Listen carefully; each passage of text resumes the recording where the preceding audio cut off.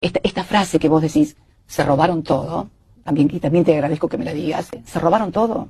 Y los que blanquean plata negra son otros. Pero, perdón, déjame terminar la idea. Claro. Se robaron todo y mientras se robaban todo, crecía la economía, había préstamos, había inclusión social, había trabajo, había nuevas empresas. ¿Cómo hacíamos para hacer todas esas cosas? Fundir el país y que al mismo tiempo, o vaciar el país y que al mismo tiempo pasara todo esto. ¿Vos te das cuenta que hay una inconsistencia entre lo que se dice, más allá de que, ojo, yo no quiero defender quiero que esto quede claro, no quiero defender a ningún funcionario que haya cometido ningún delito, en absoluto.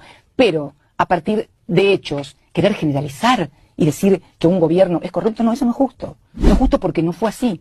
Me parece a mí que el saldo de 12 años y medio, con todo lo que se hizo y se construyó en este país, en materia de inclusión social, te vuelvo a repetir, de actividad económica, de desendeudamiento, de ciencia y tecnología, de satélites, de energía nuclear, en fin, el saldo sea este, me parece que lo que se quiere invalidar fundamentalmente